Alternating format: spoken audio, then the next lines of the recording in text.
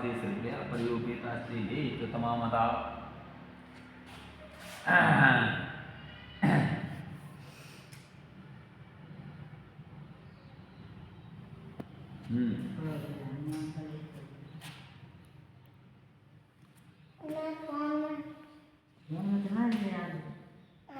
सप्तचेत सामर्थ्यता है गतुर्कुम देहवद्विर्वापिते ये तो सर्वाणि कर्माणि मय सन्न्यस्य मत्परा अनन्ये नैव योगेन तेषाम् अहं समुद्धरता मृत्यु संसार सागरात् भवामि न चिरात् पार्थ मय्यावेशित चेतसाम् मय्येव मन आदत्सा मयि बुद्धि निवेश्य निवसिष्यसि मय्येव अतुदं न संशया चित्तं समाधातुं न शक्नोषि मयि स्थिरम् अभ्यास योगेन ततो मामिच्छाप्तुं धनंजय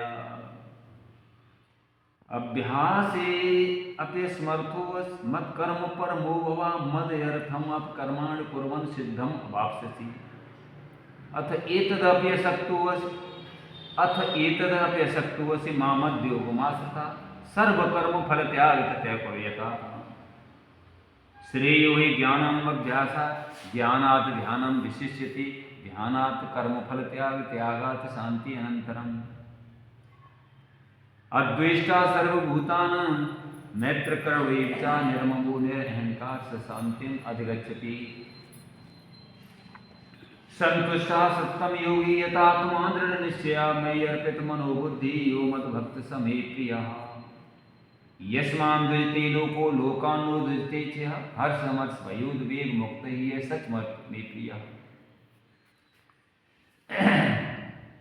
अनुपेक्षा सुचिरगत तथा सर्वारंभ परित्यागी यो मद्भक्त समे प्रिय यो न हृष्यति न द्वेष्टि न शोचति न कांक्षति स्वभासो परित्यागी यो मद्भक्त समे प्रिय समशत्रौ च मित्रौ च तथा मानय अपमानयो शीतोष्ण सुख दुखेषु समय संग विवर्जिता एतु धर्मामृतम् इदम् यथोक्तं परिपास्ते सर्वत्र श्रद्धानां मत्परमा भक्तास्ते अतीव मे प्रियः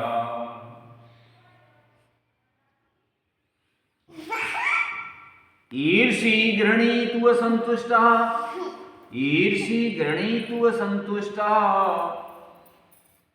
क्रोधना नित्यशङ्किता परभाग्योपजीवी च षडेते दुःखभागिना छड़े रुष्टा छड़े तुष्टा रुष्टा तुष्टा छड़े छड़े छड़े रुष्टा छड़े तुष्टा रुष्टा तुष्टा छड़े छड़े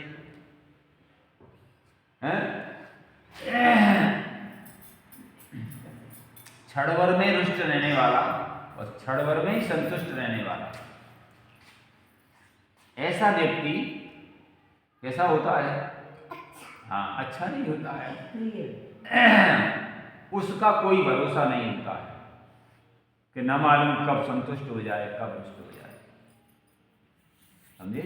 इसलिए ऐसे व्यक्ति जो हैं हल्के होते माने जाते हैं, हल्के चरित्र के माने जाते हैं, वो हर थोड़े में ही संतुष्ट हो जाते हैं, थोड़े में तुष्ट हो जाते हैं।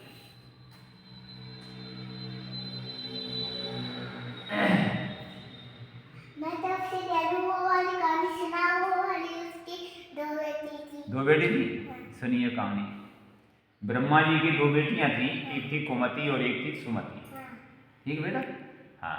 तो एक बार कुमति ने सुमति ने ये कहा कि पिताजी हमें ये बताओ, ओ हमें से आपको कौन सी अच्छी लगती है? तो ब्रह्मा जी ने ये कहा कि बेटी हमें तो तुम दोनों ही अच्छी लगती हो। तो उन्होंने कहा नहीं फिर भी हमें बताओ ना, हम में से अच्छी कौन लगती है? तो उन्होंने कहा अच्छी लगती है तो हम बताते हैं कि तुम जाओ वहाँ तक, उस पेड़ को, पेड़ खड़ा है वहाँ तक जाइए और फिर लौट के आइए।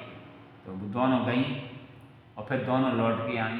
तो उन्होंने कहा कि अब बताओ हमें कि हम दोनों में से कौन अच्छी लगी? अभी सीधी बैठो, सीधी वीडियो बन रही है, जीभ में गाली होती है। आपको कौन अच्छी लगी? बैठी रहो, ऐसी बैठी रहो, सही है। मुंह मत टेढ़ो मेढ़ो करो। तो ब्रह्मा जी ने ये कहा कि बेटी जाते समय तो तुम अच्छी लगी, कुमति से कहा कि जाते समय तुम अच्छी लगी और आते समय सुमति अच्छी लगी। कि दोनों अच्छी लगी हमें। कैसे अच्छी लगी कि जब गई थी तुम यहाँ से इधर से गई थी तब कौन अच्छी लगी, कुमति अच्छी लगी, और आते समय पर सुमति अच्छी लगी। तो सुमति अच्छी लगी तो दोनों अच्छी बता दी इन्होंने, और दोनों में से इसका मतलब क्या हुआ, इसका मतलब ये हुआ कि कुमति घर में से चली जाए और सुमति घर में आ जाए तो समझ लीजिए अच्छे दिन हैं। बजरंग बली की जय। कुमति निवार सुमति की संगी, बजरंग बली जो हनुमान हैं वो क्या कहते हैं कि हम कुमति से दूर रहने वाले हैं, कुमति का निवारण करने वाले हैं और सुमति को हमने अपने पास रखने वाले हैं। तो जहाँ भगवान रहते हैं, जहाँ राम रहते हैं वहाँ पर हनुमान रहते हैं, जहाँ राम की कथा होती है वहाँ भगवान बजरंग बली वहाँ पर उपस्थित रहते हैं, कथा को सुनते हैं। जहाँ सत्संग होता है, जहाँ धर्माचरण होता है, जहाँ धर्मात्मा लोग रहते हैं वहाँ भगवान रहते हैं, वहीं पर हनुमान जी रहते हैं, और हनुमान जी जहाँ रहते हैं वहीं सत्संग होता है, और जहाँ सत्संग होता है वहाँ पर ज्ञान होता है, वहाँ भक्ति होती है, वहाँ वैराग्य होता है, वहाँ विवेक होता है, वहाँ अहंकार वहाँ से दूर भाग जाता है, कुकर्म वहाँ से दूर भाग जाते हैं, कुमति वहाँ पर नहीं रहती है। इसलिए कुमति का निवारण करने के लिए, धर्म का आचरण करने के लिए हमें हनुमान जी की, हमें बजरंग बली की उपासना करनी चाहिए, भगवान राम का ध्यान करना चाहिए, सत्संग में भाग लेना चाहिए। सत्संग में भाग लेने से विवेक प्राप्त होता है। विवेक क्या होता है? सही और गलत का निर्णय लेना ही विवेक होता है। और जिसके अंदर विवेक शक्ति होती है वो तुरंत ही निर्णय लेता है, अच्छा और बुरा क्या है, सही और गलत क्या है, सही और गलत क्या है, कर्तव्य क्या है, अकर्तव्य क्या है, धर्म क्या है, अधर्म क्या है। ये जिसके अंदर विवेक शक्ति होती है वही जान सकता है, बिना विवेक वाला नहीं जान सकता है। इसलिए हमें विवेकवान बनने के लिए सत्संग में भाग लेना चाहिए, और सत्संग में भाग लेने से हमें क्या होगा? धर्म का आचरण हमारे अंदर बढ़ेगा, भक्ति हमारे अंदर बढ़ेगी, प्रेम हमारे अंदर बढ़ेगा। भक्ति और प्रेम बढ़ेगी तो समझ लेना हमारे अंदर से अहंकार दूर भागेगा, अज्ञान दूर भागेगा, दूर भागेगा। तो अज्ञान को दूर भगाने के लिए, मोह रूपी अज्ञान को दूर भगाने के लिए ज्ञान रूपी, वैराग्य रूपी भक्ति को प्राप्त करने के लिए हमें भगवान की उपासना करनी पड़ेगी और हनुमान जी को स्मरण करना पड़ेगा। इसलिए बजरंग बली का हमें हनुमान चालीसा का पाठ भी रोज करना चाहिए। हाँ, हनुमान चालीसा में ये चौपाई आती है कि जो यह पढ़े हनुमान चालीसा, जो यह पढ़े हनुमान चालीसा हो सिद्धि साखी आइए। और एक लाइन ये भी आती है, संकट कटे मिटे सब पीरा और जो सुमिरे हनुमत बलवीरा। आई है ना। और एक ही लाइन ये भी आई है, देखो, कुमति निवार सुमति की संगी, कुमति निवार सुमति। कौन है कुमति निवार सुमति के संगी? बजरंग बली, है कि नहीं? हाँ, तो एक एक लाइन हनुमान चालीसा की इतनी महत्वपूर्ण है, वो भी आप याद कर लेंगे अच्छी तरह से, तब भी काम चल जाएगा। जय जय जय हनुमान गोसाई और कृपा करो गुरुदेव की नाई। जो सतवार पाठ कर जोई छूटे बंद महासुख हुए। जो 7 बार हनुमान चालीसा का पाठ पढ़ ले, जो 7 बार पाठ कर जोई, पाठ करता है, छूटे बंद, बंद का मतलब है ये बंधन, संसार के जितने बंधन हैं वो सब छूट जाते हैं। छूटे बंद महासुख हुई, परम सुख की प्राप्ति होती है। परम सुख कहाँ मिलता है? परम शांति कहाँ मिलती है? जहाँ पर भगवान की कृपा होती है। विहाय कामान ये सर्वान पुमान शरत निष्प्रहा निर्ममो निरहंकार स शांतिम अधिगच्छति। विहाय कामान यह सर्वान, जो सभी कामनाओं का त्याग कर देता है। विहाय कामान यह सर्वान पुमान शरत निष्प्रहा, ऐसा व्यक्ति जो निष्प्रहा का मतलब होता है स्प्रहा से रहित हो जाता है, जिसकी कोई चाहना नहीं रहती है और जिसकी कोई इच्छाएं नहीं होती हैं। निर्ममो निरहंकार, जिसके अंदर ममता नहीं रहती है, जिसके अंदर अहंकार नहीं रहता है, वह शांति को प्राप्त होता है। तो ममता को त्यागने के लिए, अहंकार को त्यागने के लिए, कामनाओं को त्यागने के लिए इच्छाओं को त्यागने के लिए हमें सत्संग में जाना पड़ेगा, इसलिए सत्संग करना बहुत जरूरी है। बोलिए सच्चिदानंद भगवान की जय, बोलो बजरंगबली की जय, बोलो शंकर भगवान की जय, बोलो जय श्री राधे राधे। अच्छा, ब्रह्मा जी की बेटी की कहानी याद आए तो हमें ये बताओ, कुमति श्रेष्ठ होती है कि सुमति श्रेष्ठ होती है? सुमति अच्छी होती है। तो आपके पास सुमति है या कुमति है? सुमति है। हाँ, तो सुमति है। तो ये बताओ, सीधी बैठो, सीधी बैठो। तो ये बताओ, तो आपको मैं और मेरा पसंद है कि तू और तेरा पसंद है? बोलो बोलो बोलो, तू और तेरा। तो कोई भी कहे कि ये वस्तु किसकी है, ये मकान किसका है, तो आपको ये नहीं कहना है कि ये मेरा है। क्या कहो? ये आपका ही है, आपकी कृपा से है और आपका ही है। तेरा तुझको अर्पण क्या लागे मेरा, जो कुछ भी है दिया प्रभु ने, उसके मालिक वही भगवान, और दीन वेश में मांग रहे हैं वही वस्तु अपनी का दान। आपके दरवाजे पर कोई याचक आ जाता है, कोई भी याचक आ जाता है, याचक माने मांगने वाला। तो ये आपको समझना चाहिए कि जो मांगने आया है भगवान के वेश में, गरीब के वेश में भगवान आए हैं, गरीब के वेश में ये भगवान आए हैं और अपनी वस्तु को मांग रहे हैं। उन्होंने ही हमें दिया है, वही वस्तु मांग रहे हैं। तो कोई वस्तु मांगने के लिए आ रहे हैं, उसको आपको मना नहीं करना। क्या कहना है? लीजिए लीजिए, आपकी है, लीजिए आपकी। मैंने फोन में देखा है, वो गरीब आता है लड़की के रूप में और सोफा पे बिठाते हैं, जैसे उनको खांसी आती है पानी लेके आते हैं, वो माता रानी के रूप में आ जाते हैं। हाँ, तो एक इसमें आता है। देखो, एक गृहस्थ के जीवन के लिए आपको मैं बता रहा हूँ, एक श्लोक के माध्यम से भरतहर जी ने कहा है, एक श्लोक के माध्यम से, सानंदम सदनम सुताश्च सुदया कांता प्रियलापिनी इच्छा पूर्ति धनम स्वयोषित रति स्वाज्ञापरा सेवका, स्वाज्ञापरा सेवका।